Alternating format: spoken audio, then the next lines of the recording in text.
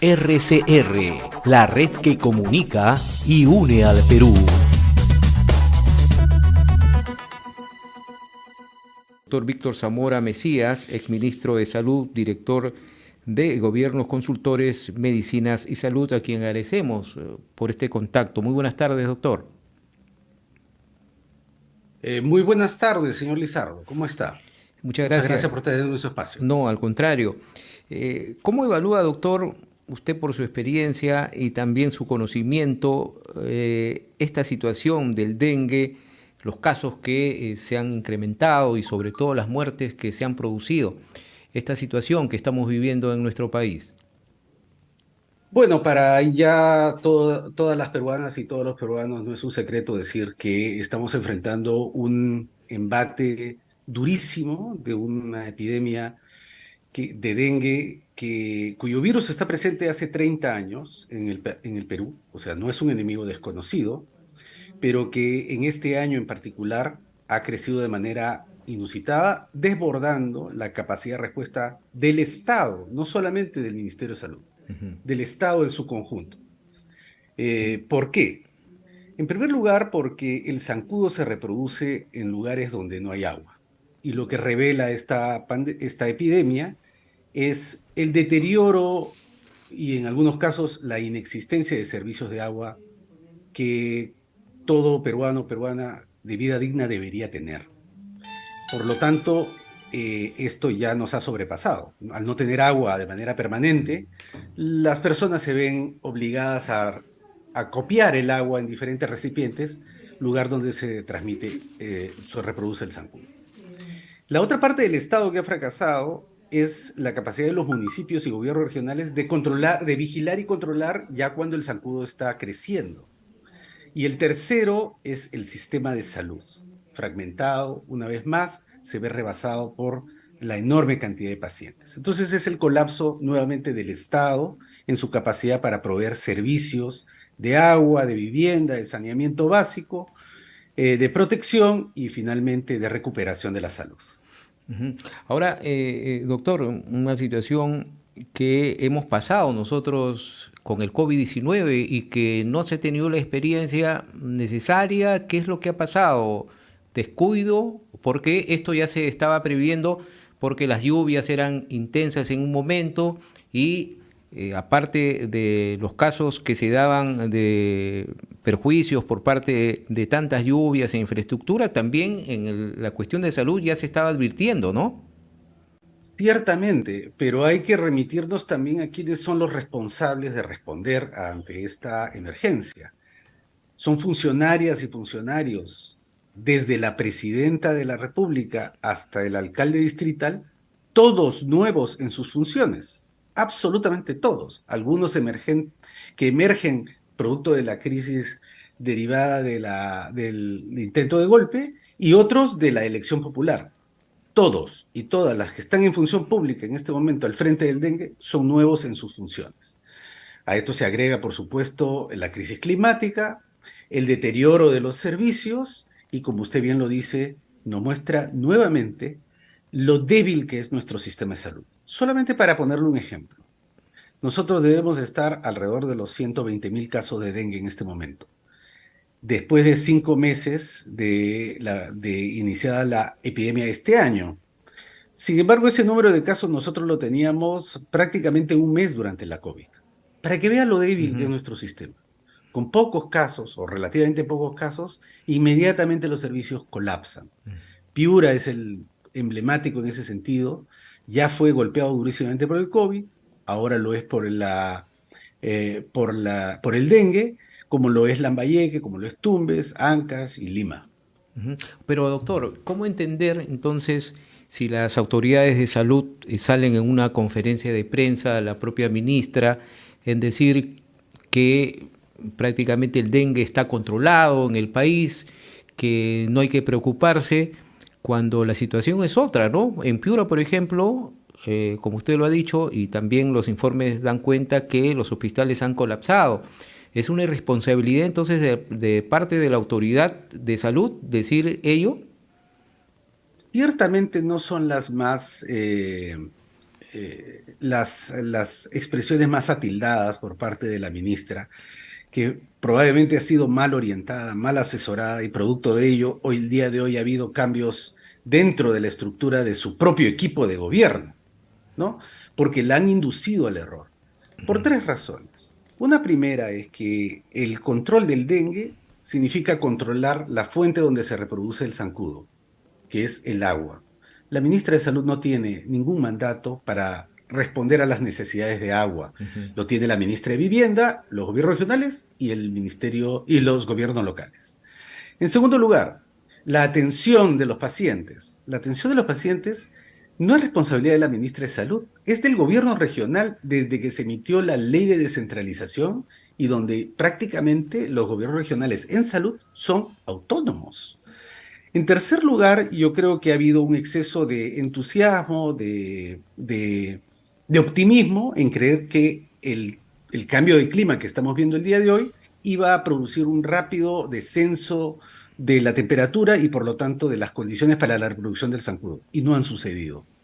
Entonces, no han sido atildadas, sin embargo, eso no significa que ella deba ser sometida a una expulsión de su cargo, porque en este momento hay que seguir con los esfuerzos para controlar esta enfermedad y sobre todo reducir la probabilidad de morir por la misma, ¿no? Sería contraproducente, por ejemplo, bueno, se está pidiendo la renuncia, que ella salga y venga un nuevo titular del sector. Bueno, puede mañana ponerse a otro titular del sector sin ningún problema. Sin embargo, eso no va a significar que se va a Ujú. reducir los zancudos ni se van a mejorar los servicios de salud. Si esa fuera la solución, hace rato ya hemos cambiado como 7 ministros de salud en los últimos 15 meses, los servicios de salud serían mejores o el zancudo no hubiera aparecido. Lo que se necesita es un esfuerzo concertado de autoridades nuevas que tienen seguramente errores en el momento de desarrollar su función, pero que además, déjame decirlo, se aúna un tercer elemento no menor. No solamente son nuevas autoridades, no solamente tienen pocos recursos en términos de salud, sino que hay una enorme polarización. Cuando el Ejecutivo no tiene legitimidad debido a la brutal represión que hubo a inicio del año y solamente tiene 10% de aprobación, es muy difícil que ministros, ministras, incluso gobernadores regionales y alcaldes con poca credibilidad y peor congresistas puedan movilizar a la población para cuidar de sus recipientes de agua, movilizar a las organizaciones sociales. Entonces, al problema del zancudo, al problema de los servicios, se aúna el problema político. Si cambiar a la ministra resuelve esos tres temas, pues cambiémoslo mañana, pero no va a suceder eso. Ujú. No nos engañemos. Ahora, doctor, entonces, concretamente, ¿qué medidas inmediatas se tendrían que adoptar entonces para enfrentar esta situación de emergencia? La primera medida es asumir que el zancudo nos ha ganado. Nos está ganando por los temas de agua y saneamiento largamente postergados. Entonces, si va a haber alto contagio, durante la COVID se habilitaron establecimientos de salud y se movilizó personal. Tenemos que hacer que el servicio del primer nivel de atención sea la casa, el domicilio, que los pacientes puedan ser controlados a través de la telefonía, de la atención remota, a través de las consultas virtuales, un Zoom donde se pueda, o por teléfono. Como se hizo en el COVID, ¿no? Efectivamente, ya tenemos esa experiencia y monitorear mañana, tarde y noche si hay algún signo de alarma. Señora Juana, señor Pedro, hoy día, ¿cómo se encuentra? No, es que me han empezado a sangrar las encías, pues inmediatamente venga al servicio de salud. He empezado a vomitar demasiado, pero venga al servicio de salud. No, ya me siento mejor, entonces quédese en casa. Y dar instrucciones de cómo cuidar el domicilio.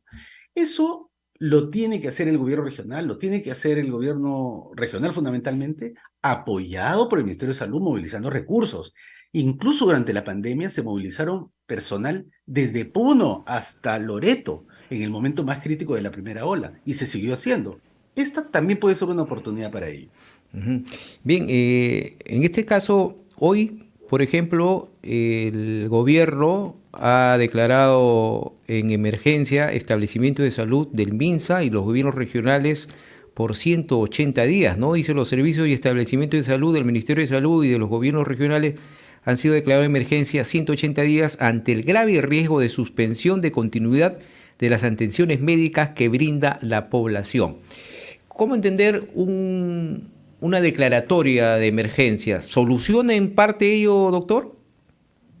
Ayuda, pero no es suficiente. O sea, lo que está tratando de hacer el sector salud en este momento de manera, bueno, relativamente tardía para Piura, pero ya lo hizo, es tratar de que cuando se declara en emergencia se puedan hacer una serie de arreglos al interior, extender las horas de atención, movilizar personal de los centros de salud a hospitales. Eso que le comento de poder trasladar al personal de un lugar a otro es muy difícil Complicado. bajo la administración regular.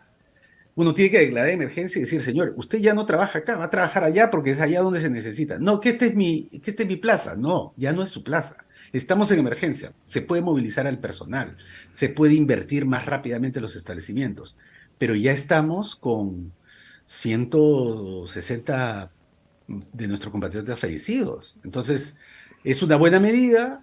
No sé si será suficiente para la precaria situación de Piura, pero seguro es positiva dentro del marco de esta lucha, ¿no? Ah, Y lo que es más, y lo que es más, el segundo tiempo, la segunda parte del año, tenemos una amenaza de niño costero. Las condiciones para la reproducción del zancudo y las condiciones para la infección van a regresar. Entonces, tenemos que prepararnos para esta segunda parte del año y tratar de reducir al máximo el embate del dengue si es que se produce el fenómeno del niño. sí, pues, doctor, lamentable, sobre todo en Piura, ¿no? Donde al parecer se ha salido de control y los hospitales siguen colapsados. A nivel nacional, según las estadísticas, son 167 fallecidos por la enfermedad. En los últimos días en Piura, 2 menores en etapa escolar han muerto por el dengue. Doctor, ahora, como era en el COVID, por ejemplo, estas mesetas subían, ¿no? Los casos de infectados, después se podía prever una baja. En este caso, el dengue se puede analizar de la misma manera. Mire, difícil decirlo porque el día de hoy el dengue ya está en 20 regiones. No había estado en esa situación nunca en el pasado, tanto territorio tomado por el zancudo. Tampoco habíamos tenido un cambio climático que favorezca la extensión en todo este territorio. Luego, contrariamente en el pasado, las ciudades han crecido de manera abrumadora durante los últimos 20 años y hay gran cantidad de hacinamiento en las ciudades. Entonces, los factores no nos permiten predecir cuánto va a durar y qué tan grande va a ser este problema, incluso conociéndolo. Y ya era aventurado en el COVID, una enfermedad nueva. Tampoco yo me atrevería a hacer predicciones. Hay que prepararnos para lo peor. Esperar lo mejor, pero prepararnos para lo peor. En ese sentido, yo creo que nos está demostrando de que esta es la más grande de los últimos 30 años y probablemente, si hay fenómeno del niño, va a ser mucho peor.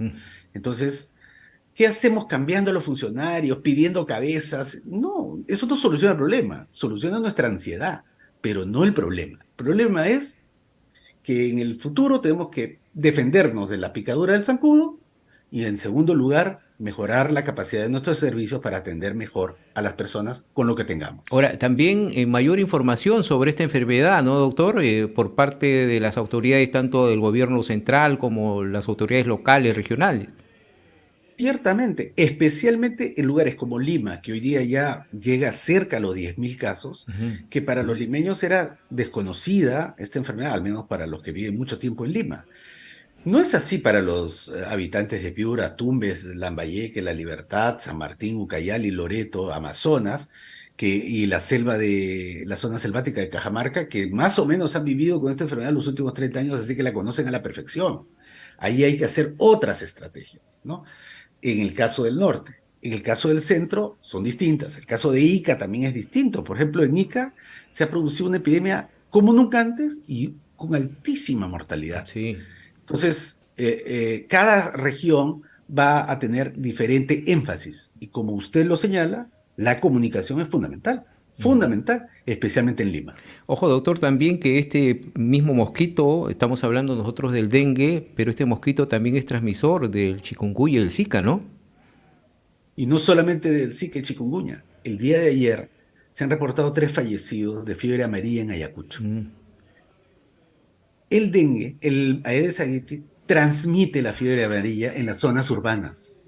Así que el riesgo teórico de fiebre amarilla urbana está presente, porque tenemos el zancudo y tenemos el virus. Entonces, y tenemos pacientes que han fallecido con fiebre amarilla. Así que hay que poner toda la alerta en enfermedades que nos transmite ese zancudo. Y ese zancudo crece y se reproduce porque vivimos en pésimas condiciones de provisión de agua de calidad. Así es, ¿no? Bien claro, usted lo ha explicado, doctor Víctor Zamora Mesía. Muchas gracias por este contacto y tenemos que seguir trabajando. Esta palabra que siempre le hemos utilizado, a no bajar la guardia, y también la responsabilidad de todos, ¿no? Un trabajo multisectorial, como usted bien lo está recordando, doctor. Muchísimas gracias y vuelvo a repetir. No se trata de hacer volar cabezas, se trata de levantar la cabeza y enfrentar lo que estamos viviendo. Muchas gracias. Muchas gracias, doctor, por su tiempo. Doctor Víctor Zamora Mesías, ex ministro de Salud, director de Gobierno de Consultores, Medicina y Salud, pasó aquí en RCR. RCR, la red que comunica y une al Perú.